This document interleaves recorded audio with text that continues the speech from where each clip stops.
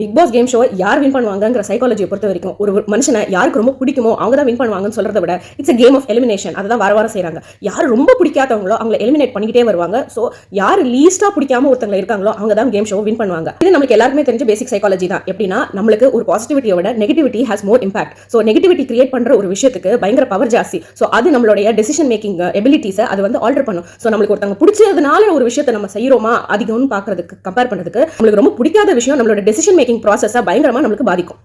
Big Boss show கிட்டத்தட்ட இதே மாதிரி தான். ஏன்னா இங்க நம்ம பிடிக்காதவங்களை எப்படி ஒரு பேசிக் மைண்ட் செட்ல நம்ம கொண்டுட்டு வரோம். ஏன்னா இயற்கை செயற்கை இப்படி பிரிக்கும் போது தான். ஏன்னா இயற்கையா இருக்கிறவங்களுக்கும் செயற்கையா இருக்கிறவங்களை கம்பேர் பண்றதுக்கு நம்மளுக்கு அவங்களே அப்பீலிங்கா இருக்கும். ஆனா அதே சமயத்துல நெகட்டிவிட்டிக்கு மோர் பவர்னு சொன்னேன் இல்லையா, அது எப்படின்னா நம்மளுக்கு ரொம்ப பிடிக்காதவங்களை நம்ம பார்க்கவே கூடாதுன்னு நம்ம நினைப்போம். அது கேம் ஷோலையும் அப்படிதான். ஸோ யாரெல்லாம் ரொம்ப செயற்கையா இருக்கிறாங்களோ இருக்கலே செயற்கையா இருக்கிற ஆட்களை வெளியில கொண்டுட்டு வரணும். இந்த கேம்லயே நம்மளுக்கு அவங்களை பார்க்க விருப்பம் இல்லைங்கிற ஒரு மென்டாலிட்டி மக்களுக்கு இடையில இருக்கிற ஷோ பிக் பாஸ்.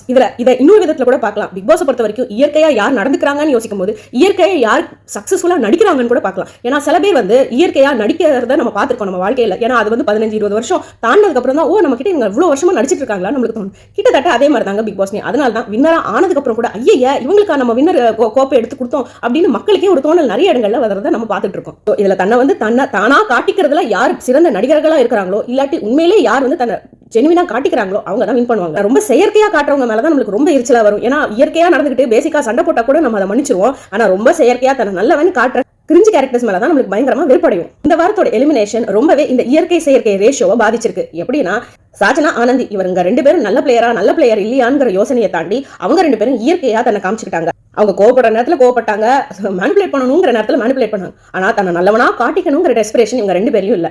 ஆனந்தியை பொறுத்த வரைக்கும் தனக்கு ஒரு விஷயம் பிடிக்கல, ஃப்ரண்ட்ல யாராவது பேசுறது பிடிக்கலன்னா அட்லீஸ்ட் அது எல்லா சபையில 1000 பேருக்கு இடையில வச்சு எல்லா கண்டஸ்டன்ஸ் கிட்ட சொல்லலைன்னா கூட அவங்களுக்கு இருக்கிற 4 ஃப்ரெண்ட்ஸ்க்கு இடையில அவங்களோட தாட் ப்ராசஸ் அவங்க விதைச்சிருவாங்க. மேனிபுலேட் பண்றாங்கன்னு நம்மளுக்கு இவங்க மேல கோவம் வந்திருந்தாலும் இவங்க தன்னை வந்து இயற்கையா காட்டிக்கிட்டாங்கன்னு இவங்களுக்கு மேல ரொம்ப கிரிஞ்சு தாட் யாருக்கும் வரல. கிட்டத்தட்ட இதே கேட்டகரியில தான் சாச்சனா இருப்பாங்க. But for different reason. சாச்சனாவை பொறுத்த வரைக்கும் எனக்கு தோன்றதை நான் செய்வேன். அதனாலதான் மக்களுக்கு அவங்களுக்கு பிடிக்கல. அவங்களுக்கு உள்ள இருக்கிற நேச்சர் வந்து மக்களுக்கு பிடிக்காம போயிடுச்சு. ஆனா அவங்களுக்கு உள்ள இருக்கிற நேச்சர் பியூரஸ்ட் ஃபார்ம்ல தான் அவங்க வெளியிட்டாங்க. இதுல அவங்க எல்லாரோடய ஃப்ரெண்டா இருந்துகிட்டதும் கிட்டத்தட்ட நேச்சுரலா தான் இருந்தது. ஏன்னா பயங்கரமா வந்து ஒரு அல்டீரியர் மோட்டிவை வச்சு ரொம்ப டிராவல் பண்ணணும்னு மெனிபுலேட்டிவா இல்ல. அப்படி இருந்தாங்கன்னா அவங்க கேவலமா அவங்க இமேஜ் போயிடும் சொல்லிட்டு நிறைய இடங்கள்ல கேவலமா அவங்க வஞ்சு கட்டிட்டு சண்டை எல்லாம் போட்டிருக்க மாட்டாங்க. ரொம்ப டீசன்சியை மெயின்டைன் பண்றதுக்காக ட்ரை பண்ணாங்க. அதை பண்ணவே இல்லை சாச்சனா. இயற்கையான கண்டஸ்டன்ஸ்ல 2 பேர்னு தான் சொல்லலாம். ஆனா அவங்க 2 பேர் போனதுக்கு அப்புறம் இந்த ரேஷியோ கம்மியாயிடுச்சு. சரி இயற்கைன்னு சொன்னேன், செயற்கையானவர்கள்லாம் யாருன்னு சொல்லணும் இல்லையா.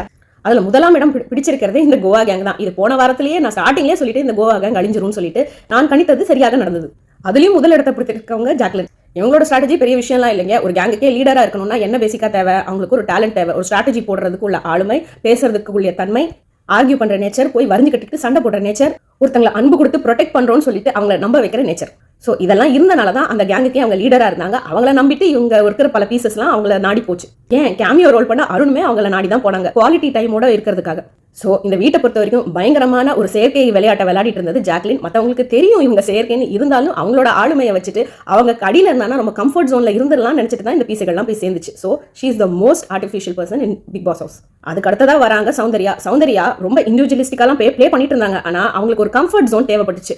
பிசிக்கலாவும் இமோஷனலாவும் சேஃபான ஃபேமிலி பேக்ரவுண்ட்ல இருந்து வந்த இவங்களுக்கு பேசிக்கா ஒரு செல்லம் தேவைப்பட்டுச்சு. ஸோ பிசிக்கலா ஒருத்தர் மேல சாஞ்சிக்கிட்டு யாராவது தலையை தடவணும், அதே நேரத்தில் இமோஷனலா ஒன்று பரவாயில்லடாக்கணும்னு சொல்றதுக்கு அவங்களுக்கு யாரும் தேவைப்பட்டுச்சு. ரொம்ப வாழ்க்கையில கஷ்டப்பட்டு வந்தவங்களுக்கு யாருமே தேவைப்படாதுங்க. ஏன்னா அவங்களுடைய வாழ்க்கையில பயங்கரமான இன்னல்கள் அவங்க சந்திச்சும் போது அதை தனியாக தான் செஞ்சிருப்பாங்க. ஆனா இந்த பொண்ணை பொறுத்த வரைக்கும் தனியா பெரிய விஷயங்கள் எல்லாம் சந்திச்சு அவங்க பண்ணாங்கன்னு அவங்களே சொல்றது இல்லை. Because she herself has accepted that அவங்க ஃபேமிலி வந்து ரொம்ப ப்ரொடெக்டிவான ஃபேமிலி. ஸோ அவங்களுக்குள்ளேயே நேச்சர் வந்து இங்க வந்தது பெரிய ஆச்சரியம் இல்லை.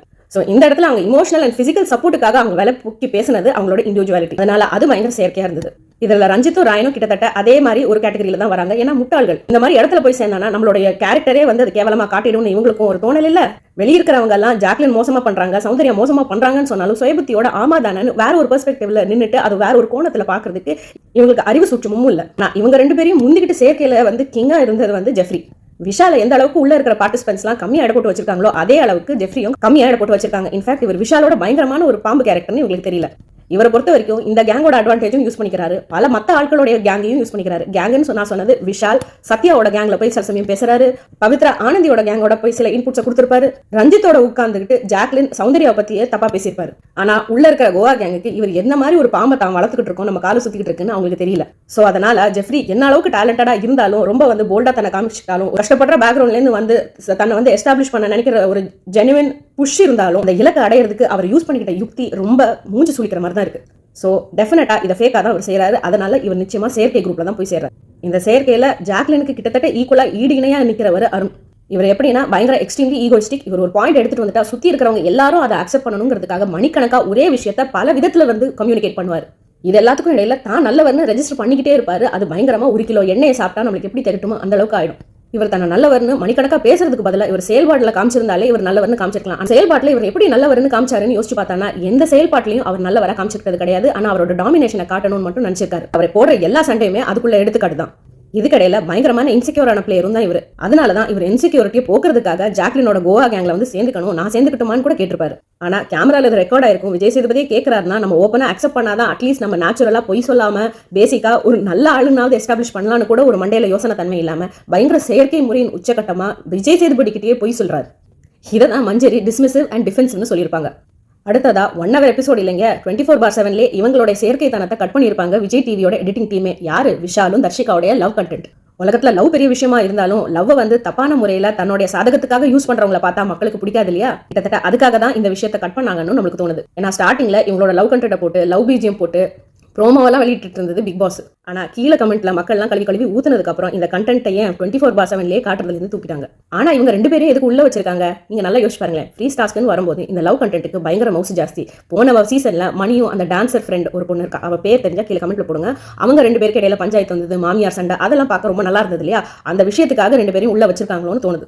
ஏன்னா அட்லீஸ்ட் தர்ஷிகா ஒரு அளவுக்கு கேமாவது விளையாடுறாங்க, டாஸ்க்லயாவது பார்ட்டிசிபேட் பண்றாங்க. ஆனா விஷால் சுத்தமா எதுலையுமே பார்ட்டிசிபேட்டும் பண்றது இல்ல. நம்மளுக்கு அவர்கிட்ட எது ரெஜிஸ்டர் ஆகுது, இவர் என்ன பண்ணிருக்காரு, இவர் பண்ணதுல பெஸ்ட் 5 விஷயம்னு சொன்னா நம்மளுக்கு 1-2 விரல போட்டுன்ற அளவுக்கு கூட இவர் எந்த வகையிலும் ஒரு பெரிய கண்டென்ட் கொடுத்தாருன்னு சொல்லிட்டு ரெஜிஸ்டர் கூட ஆகல. இவர் லவ் கண்டென்ட் தான் பிக் பாஸ்ல இவர் உயிரோட வச்சிருக்கு.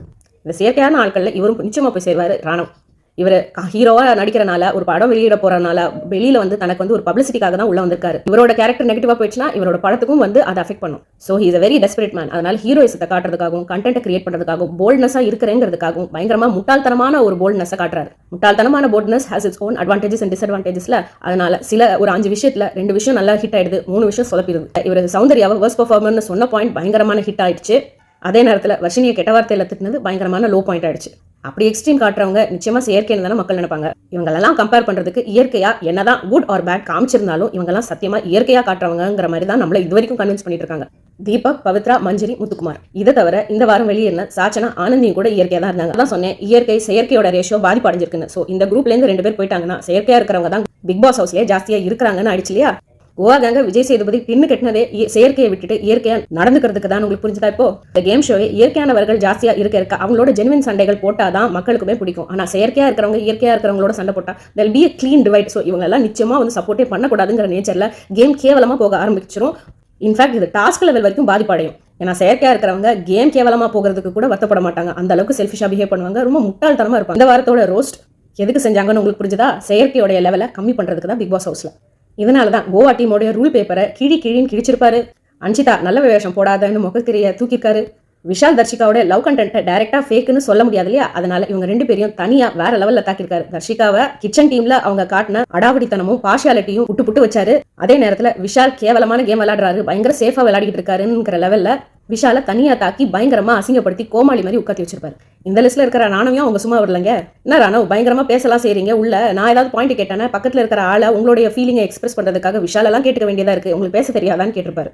அதாவது நீ ரொம்ப செயற்கையா நடந்துக்கிற, உள்ள பயங்கரமா கண்டென்ட்லாம் கொடுக்குற மாதிரி பேசுற, ஆனா உனக்கு நடந்த விஷயத்த கூட உன்னால கிளியரா சொல்ல முடியாத அளவுக்கு வெளியில நடந்துக்கிறியே வீக்கெண்ட்ல, உனக்கு நியாயமா படுறதா? நீ சண்டை போடு, ஆனா கொஞ்சம் செயற்கையா இல்லாம இயற்கையா சண்டை போடுன்னு சொல்ற மாதிரி இருந்தது. இந்த வாரத்தோட வீக்கெண்ட் எபிசோடோட பேசிக் சூட்சமம், அதோடைய கோலே இந்த செயற்கையை குறைச்சு இயற்கையோட ரேஷியோவை ஜாஸ்தி ஆக்குறதுக்கு தான். ஏன்னா செயற்கையா இருக்கிறவங்கள இயற்கையா இருக்கிறதுக்கு தூண்டுதல ஒரு தீவிரமான எக்ஸசைஸா எடுத்து நடத்தி முடிச்சாரு விஜய் சேதுபதி.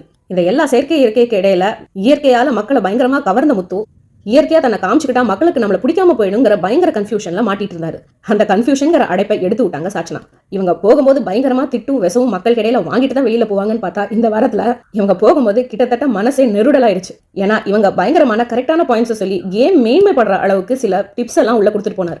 இது முழுக்க முத்துக்கே கொடுத்துட்டாங்க. அதுக்கு முன்னாடி முத்துவோட வீக்னஸ் மட்டும் உங்களுக்கு லைட்டா சொல்லிக்கிறேன். பயங்கரமான கெத்தான பிளேயர், சூப்பரா பேசுவாரு, போல்டா இருப்பாரு, ஸ்ட்ராட்டஜிக்கா போடுவாரு, உள்ள இருக்கிற கண்டஸ்டன்ஸே கவர்ந்துருவாருன்னு இருந்த முத்து அவருக்கு இருக்கிற பயங்கர டிராபேக் என்னன்னா, ஏதாவது ரொம்ப டிராமாட்டிக்கான ஃபைட் நடக்கும்போது அவர் கொடுக்குற நியாயங்களான பாயிண்ட்டை ஃப்ரண்ட்ல முன் வந்து போராடி வைக்க மாட்டாரு, கொஞ்சம் பேக் அடிச்சிடறாரு. இரண்டாவது, உள்ள இருக்கிற ஆட்கள்ல ஃப்ரெண்ட்ஷிப்பை காட்டணும்னு நினைக்க கூடாதுன்னு ரொம்ப தீவிரம் கட்டுறவர். அப்படி ஒன்றும் அவசியம் இல்லை. கேம் ஷோல ரொம்ப இம்பார்ட்டன்ட் ஆனது தன்னோட பெர்ஸ்பெக்டிவை ரெஜிஸ்டர் பண்றதுக்கு. அந்த ரெஜிஸ்டர் பண்ணணும்னா உள்ள யாராவது ஒரு ஆளையாவது ஃப்ரெண்ட்ஷிப் பிடிச்சி வச்சுக்கணுங்கிறது ரொம்ப அவசியமான விஷயம். ஏன்னா அவங்க தனியாக்கிட்டாங்க, கார்னர் பண்ணிட்டாங்கன்னா நீ உள்ள மனசுக்குள்ள என்ன நினைச்சிட்டு இருக்கேன்னு புரிய வைக்கிறதுக்கு கிட்டத்தட்ட ரியா மாதிரி கேமரா முன்னாடி நின்று பேசுற அளவுக்கு நம்ம வந்துருவோம்னு முத்துக்கு தெரியல. ஸோ அட்லீஸ்ட் இந்த லெவல்ல சாச்சனாவையும் மஞ்சரியும் தன்னுடைய ஒரே லெவல் ஆஃப் திங்கர்ஸ் மாதிரி அவர் யூஸ் பண்ணிக்கிட்டா அவர் கேம்ல பொழைச்சு நிப்பாருன்னு அவர் எங்கேயோ லைட்டா ஃபீல் பண்ணிட்டார். ஆனா அந்த ஃபீலிங்க்கு மெயின் காரணமா இருந்ததே சாச்சனா தான். ஏன்னா அவங்க தான் சொல்லியிருப்பாங்க, நீ கொஞ்சம் போல்டா பேசணும், உன் ஃப்ரெண்டுன்னு மத்தவங்க நினைச்சா என்ன, ஆனா நியாயத்துக்காக உன் ஃப்ரெண்டு போராடும் போது நியாயமே இல்லாம அவங்கள மேல பயங்கரமா ஒரு பெரிய படையை இருந்து போராடி அவங்கள வந்து கார்னர் பண்ண ட்ரை பண்ணும்போது நீ சும்மா இருக்கும்போது நீ தப்பா தெரிஞ்சிருவேன்னு சொல்லியிருப்பாங்க சாச்சனா. முத்துக்கு பயங்கரமா ஒரு பார்ஷியாலிட்டி பிக் பாஸ் லெவல்லே நடக்குதுன்னு நம்மளுக்கு தோணுது. ஏஞ்சல் டீமன் டாஸ்க்ல டீமன்ஸ்லாம் கேவலமா விளையாடுறாங்கன்னு ஏஞ்சலா இருந்தப்போ முத்து தன்னோட ஏஞ்சல் ட்ரெஸ் தூக்கி போட்டுட்டு பயங்கரமா ஒரு சண்டை போட்டு இருக்காரு போல இருக்கு. உள்ள இருக்கிறவங்க பேசும்போது தான் தெரியுது இது 24/7 கூட பெரிய அளவுல வரல. அடுத்தது இந்த ரவாலடு மேட்டர்ல தர்ஷிகாவுடைய டீம் வந்து ரொம்ப குளறுபடியாகி பெரிய அளவில் பஞ்சாயத்து வரும்போது எல்லாத்தையும் உட்காத்தி வச்சுட்டு நாங்கெல்லாம் கிச்சன் டீம், நான் தானே கிச்சன் டீம் ஹெட், நான் பாத்துக்கிறேங்கிறத ஒரு சின்ன இடத்துல தான் காமிச்சிருப்பாங்க 1 hour எபிசோட்ல. ஆனா முத்து 24/7 மாஸ்க் காட்டியிருப்பாருங்க. எல்லாரோட வாயும் அடிச்சுட்டு அந்த சிச்சுவேஷனை தன் கைக்குள்ள எடுத்துக்கிட்டு கிட்டத்தட்ட தீபக் செஞ்ச மாதிரியே இருந்ததுங்க அவர் பண்ண ஆளுமை. அந்த போல்டா இருந்த அவருடைய நேச்சரை வெளிப்படுத்தின அந்த ஒரு தருணமும் எந்த வகையிலையும் வெளியில வரல 1 hour எபிசோட்லயோ BB Plusலயும். அதே மாதிரி ஒரு ஸ்டேஜ் வரைக்கும் மஞ்சரி கிட்டே போகாதவர் மஞ்சரி கிட்டே இருக்கிற சில நியாயங்களை வெளியில கொண்டு வர அளவுக்கு பயங்கரமா பேசியிருப்பாரு. அதாவது எனக்குள்ள ஃப்ரெண்டுன்னு சொல்றப்ப பயங்கரமா பேசியிருப்பாரு மஞ்சரியோட குட் கேரக்டரிஸ்டிக்ஸ். அதே மாதிரி பெஸ்ட் பர்ஃபார்மன்ஸ் சொல்லும் போது கூட மஞ்சரிக்கு இருக்கிற பயங்கரமான பெஸ்ட் பர்ஃபார்மன்ஸை பத்தி மேடையும் சொல்லியிருப்பாரு, சுத்தி இருக்க ஃப்ரெண்ட்ஸ் கிட்டையும் சொல்லியிருப்பாரு. ஆனா இதெல்லாம் 24/7 பெரிய அளவுல வரல. இதுக்கு காரணம் ஒருவேளை 24/7 பாக்குற மக்கள் இன்க்ரீஸ் ஆகணுங்கிறதுக்காக முத்துக்கு மேல பயங்கர ஆதரவா இருக்கிறவங்க ரொம்ப ஆதங்கம் அடைவாங்க. சோ 1 hour எபிசோட் இல்லாம பயங்கரமா 24/7 பாக்குறதுக்காக அந்த ஹாட் ஸ்டாரோட பேக்கேஜ் வாங்குறதுக்காக அவங்களோட டெஸ்பிரேஷனை இன்க்ரீஸ் பண்றதுக்காக பிக் பாஸ் டீம் இதை செஞ்சாங்களா அப்படின்னு கூட தோணுது. முத்துக்கு ஏற்கனவே பிக் பாஸ் லெவல்லே பயங்கரமான சங்கடங்கள் பயங்கர சேலஞ்சஸை கிரியேட் பண்ணும்போது மக்களுக்கு அவர் அண்டர் பிளே பண்றாரோங்கிற தாட் ப்ராசஸ் வரதானே செய்யும். நேச்சுரலா அவர் பயங்கரமா உள்ள இருந்து கண்டென்ட் கொடுத்தா கூட கேமரால பதிவடைஞ்சு வெளியில 24/7 வந்தாதானே அவர் என்னெல்லாம் செய்யறாருன்னு நம்மளுக்கே தெரியும். அதுலயே தடை பண்றாங்களோ BB டீம்னு நம்மளுக்கு ஒரு சந்தேகம் வரும்போது பயங்கரமா அக்ரெசிவா சில சண்டைகள் போட்டா வழியே இல்ல, அதை வந்து டெலிகாஸ்ட் பண்ணி தான் ஆகணும். சோ அதுக்காக தான் சாச்சனா சொல்லியிருப்பாங்க நீ போல்டா சண்டை போடுன்ட்டு. ஒரு சைட்ல போல்டா விளையாடுன்னு சொல்றதுக்குள்ள காரணம் இவரை வந்து மஞ்சரி சில சரியான விஷயத்துக்காக போராடும் போது அவங்களோட சேர்ந்து போராடுன்னு சொன்னது காரணமா இருந்தாலும் சில இடங்கள்ல முத்து தீபக்கோட நேரடியான சண்டை எதுவுமே போட மாட்டேங்கிறாருங்கிற ஃப்ரஸ்ட்ரேஷனை சாச்சனாவும் கவனிச்சிருக்காங்கன்னு தான் அர்த்தம். ஏன்னா முத்துவோட வீக்னஸ்ல இதுவும் ஒண்ணு. இவர் எல்லாரோடையும் வரைஞ்சுக்கிட்டு சண்டை போடுவாரு. ஆனா தீபக் கிட்ட நியாயங்கள் சுத்தமா இல்லைன்னா கூட தீபக்கோட இவர் ஒரு நாளும் நேரடியா போய் போல்டா சண்டை போட்டது கிடையாது. அடுத்தது இவர் ஏதாவது சண்டை போட தீபக்கோட வந்தாலும் மஞ்சரி டோஸ் கேட்ட சம்பவத்துல கூட சில நியாயங்கள் மஞ்சரி சைட்ல இருந்தாலும் இவர் ஒரு 10 நிமிஷம் பேசியிருப்பாருங்க தீபக்கு அகேன்ஸ்டா. ஆனா ரூமுக்குள்ள போயிட்டு நீங்க சொல்றது சரிதானேன்னு சொல்லி முத்து வந்து தீபக்கு சாதகமா பேசணும்னா முத்துவோட ஃபேன்ஸா இருக்கிறவங்களுக்கே பயங்கர கோவம் வந்துருச்சு. அதனால தீபக்கு விஜய் டிவில நம்மளுக்கு கிடைக்கிற ஆப்பர்ச்சுனிட்டி கம்மி ஆயிடுமோன்னு சொல்லிட்டு இந்த அளவுல யோசிக்காம இன்னும் கொஞ்சம் ஃபயரா கேம்ல இறங்கி வேலை செஞ்சானா முத்துக்கு வின்னர் ஆகிறதுக்கு பயங்கர சான்சஸ் இருக்கு. இயற்கையா இருக்கிறதுக்கு மோட்டிவேஷன் விஜய் சேதுபதி கொடுத்தாலும் தன்னோட இயற்கையான நேச்சரை அன்னைக்கு நைட்டே வெளிப்படுத்துறாரு ஜெஃப்ரி. என்ன பாம்பாதான், ஏன்னா போன பல பதிவுகள்லயே ஜெஃப்ரி இந்த மாதிரி 2 சைடடா இருக்காது, மல்டி ஃபேஸ்டா இருக்காருன்னு நான் சொல்லியிருப்பேன். இதை சௌந்தர்யாவோட குரலை வச்சு அவங்களை கேவலமா வலிச்சு காட்டி பாய்ஸ் டீம்ல இருக்கும்போது செஞ்சப்போ ஃபர்ஸ்ட் வீக்ல ஜெஃப்ரி ஜாக்லினோட பயங்கர க்ளோஸா இருந்தும் கூட சௌந்தர்யாவோட க்ளோஸ் ஆனனால ஜாக்லினை பத்தி சௌந்தர்யா கிட்டே போட்டு கொடுத்திருப்பாரு ஜெஃப்ரி முதல் வாரத்துல. எங்கேயோ கொஞ்சம் அண்டர் பிளே பண்ணியிருந்தாலும் ஜெஃப்ரியோட ஸ்னேக் மோடு நேத்துக்கு நைட்டு பயங்கரமா ஒளிவிட்டு பிரகாசமா வீசிச்சு. ஆனா இவர் ஃபர்ஸ்ட் டைமா பவித்ராவோட இருந்துட்டு இதை செஞ்சாருங்கிறது தான் ரொம்ப அதிசயமான ஒரு விஷயம். ஏன்னா இங்க பவித்ராக்கு ஆனந்தின்னு அவங்களோட ஒரு பெரிய ரைட் ஹேண்ட் போயாச்சு. ஸோ அவங்க அடுத்த ஆதரவை தேட ஆரம்பிச்சாங்க. அதே லெவலில் ஜெஃப்ரிக்கும் கோவா கேங் புட்டுக்குச்சு. ஸோ அவருக்கும் சில உண்மைகள்லாம் வெளியில கொண்டுட்டு வரணும்னா ரெஜிஸ்டர் பண்றதுக்கு கம்ப்ளீட்டா ஒரு டிஃபரெண்டான ஆள் தேவைப்பட்டுச்சு. ஸோ 2 பாம்புகளும் ஒன்னா சேர்ந்துச்சு. யாரு பவித்ராவும் ஜெஃப்ரியும் தான் மற்ற ஆட்களை பத்தி கேவலமா முதுகுக்கு பின்னாடி பேச ஆரம்பிக்கிறாங்க. இதுல சில இடங்கள்ல பவித்ரா பேசினதெல்லாம் கம்ப்ளீட் ஃபேக்ஸா கூட இருந்தது. ரஞ்சித் ஓவரா குட் நேச்சரோட பிஹேவ் பண்றது, தர்ஷிகா விஷாலோட லவ் கண்டென்ட் கொடுக்கறது, ராயன் முட்டாள்தனமா ஜாக்லினை நம்புறது, சௌந்தர்யா தன்னோட இண்டிவிஜுவலிட்டியை கம்ப்ளீட்டா லூஸ் பண்ணது, இதெல்லாம் கரெக்டா தான் பேசினாங்க பவித்ரா. ஆனா ஜெஃப்ரி தன்னோட டீமை பத்தியே பயங்கரமா போட்டு கொடுக்க ஆரம்பிக்கிறாரு. அதாவது இவர் வந்து கோவா கேங்ல இப்ப இல்லையா போட்டு கொடுத்து அதை சாதிக்க ட்ரை பண்றாரு. இதுல ஜாக்லின் நாமினேஷனை டிஸ்கஸ் பண்ணுவாங்க. ரஞ்சித் சருக்கு கை மேல போட்டு தோல்ல வச்சுட்டு ஏதோ ஒரு சிக்னல் கொடுப்பாரு. அதை வச்சு அவர் வந்து நாமினேஷன்ல என்னெல்லாம் பண்றாருங்கிற யுக்தியை உள்ள இருக்கிற அவரோட டீம்மேட்ஸ் டிஸ்கஸ் பண்ணுவாரு. சௌந்தர்யாவும் விஷாலும் ஜெஃப்ரிக்கு ரொம்ப க்ளோஸா இருந்தாலும் அவங்க 2 பேர் பத்தியும் போட்டு கொடுக்கறாரு பவித்ரா கிட்ட. இவங்க 2 பேரும் இருமுனை கொண்ட அம்பு, எந்த பக்கம் வேணாலும் பாயலாம் சொல்லலாம் உண்மைதான். ஆனா இப்படி எல்லாம் உள்ள ஃபேக்ட்ஸை ரொம்ப க்ளோஸா இருந்து இவங்களை பத்தி சுத்தமா பழகாத பவித்ரா கிட்ட இவர் சொன்னது இவரை பத்தி மக்கள் வந்து ஜட்ஜ் பண்ற மாதிரி ஒரு தருணமா அமைஞ்சிரும்னு இவர் யோசிச்சு பார்க்கல. கெட்டவங்க நல்லவங்க முட்டாள் புத்திசாலிங்கிற இந்த காம்பினேஷன்ல இருந்தாலும் செயற்கை கம்மியாய் இயற்கையாக வழியில அவங்களோட நேச்சரை வெளிப்படுத்துவாங்க நம்ம நம்புறோம். உங்களுக்கும் நம்பிக்கை இருக்கா? இல்லாட்டி உங்களுக்கு வேற ஏதாவது மாற்று கருத்து இருக்கா? உங்களோட கருத்துக்களை கீழே இருக்கிற கமெண்ட் செக்ஷன்ல ஷேர் பண்ணுங்க. இந்த வீடியோ உங்களுக்கு பிடிச்சிருந்தா லைக் பண்ணுங்க. உங்க ஃப்ரெண்ட்ஸ் அண்ட் ஃபேமிலிக்கு ஷேர் பண்ணுங்க. சௌமி மாமி சேனலை இன்னும் நீங்க சப்ஸ்கிரைப் பண்ணலனா கீழே இருக்க சப்ஸ்கிரைப் பட்டனை அழுத்திட்டு என்னோட வீடியோஸை நீங்க பார்த்துட்டு வாங்க. So till I meet you in the next video. It's bye from Saumi Mami guys. Bye.